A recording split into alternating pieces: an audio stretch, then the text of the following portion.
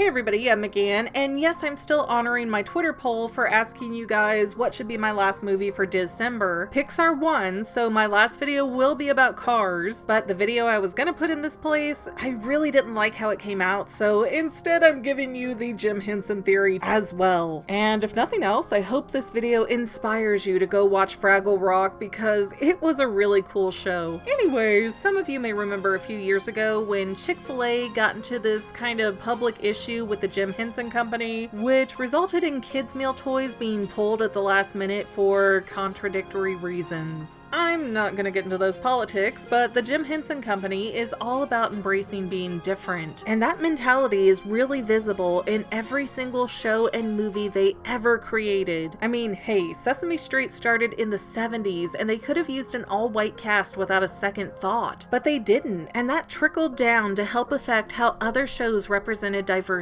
in the future. So, is it any surprise that a company who ships a frog and a pig hooking up secretly included a gay character way back in the 80s? Okay, pause for a second. Those of you in the upper end of the millennial range might not know what the world was like a few short decades ago. It really wasn't that long ago that you could be fired or thrown out of your apartment for being openly gay. Like, seriously, that was 100% legal in many places during the 90s and early 2000s. So a lot of people stayed hidden in the closet. And really, I'm only telling you that to help you understand why that makes Fraggle Rock's inclusion such a big deal. Now, for those of you who've never seen Fraggle Rock, it's about a hidden place where these creatures lived and they were called, you guessed it, Fraggles. They danced their cares away, go on zany adventures, and are paralleled with the hardworking doozers who build all day long. The Fraggles actually eat the doozers' buildings, but the Fraggles themselves are hunted for food by the Gorgs, who are this race of giants that live near one of Fraggle Rock's exits. Another exit, and realistically all these exits are portals to other dimensions, will bring the Fraggles to another hunter, an aging dog named Sprocket, and his owner, the old man desperate to prove that Fraggles are real. And that brings us to our topic character today, Doc, aka Jeremy Crystal.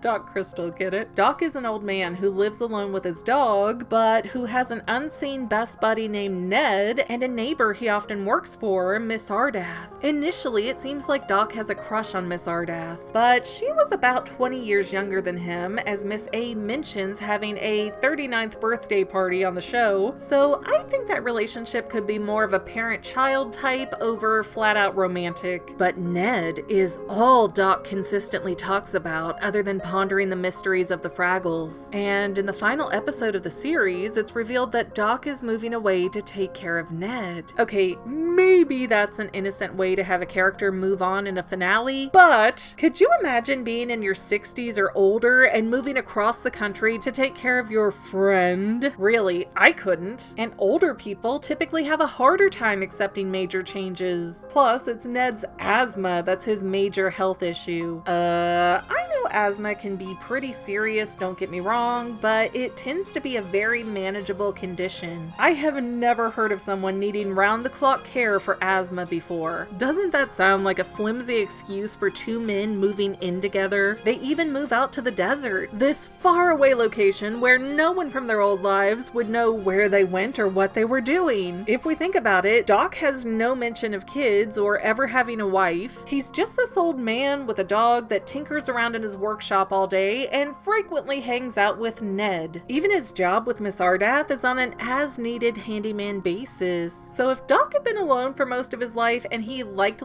Miss A at all, why didn't he propose and marry her? Even if he's too old to have kids, he's not too old to have company. But Doc won't even admit to liking Miss A, he just won't deny it. That's a little bit peculiar. And that's where the distinction with Ned is subtly placed in the details not given, yet so important. Because this show was from HBO, there were no limits. The writers could have had Doc move due to marriage, or go live with his kids, or go to a retirement home for his own health benefit, or even die. But none of that happened. Instead, Doc uprooted his entire life to follow his male friend and take care of him. Those last actions of Doc weren't written to be insignificant, and I think the reason behind it is that Ned is the only person person Doc has ever loved. Miss Ardath, while sweet and charming, was like Doc's temporary beard to keep more conservative families from freaking out that a homosexual character was on their TV. Ah, no! Somebody think of the children! But if you take note of the clues throughout the entire series, what we have are two old men that have been in love for decades, but due to societal rules and legal restrictions, they weren't able to be together. Not openly, at least. So they lived in separate houses and spent their public time together as, quote, friends, until Ned's asthma could be used as an excuse to allow the secret lovers to live together. It's kind of like a super happy ending when you put it in that context. Nowhere near as sad or awkward as the finale felt back in the 80s. And if you hate that one, hey, it might not be reality, but theories are more fun and satisfying.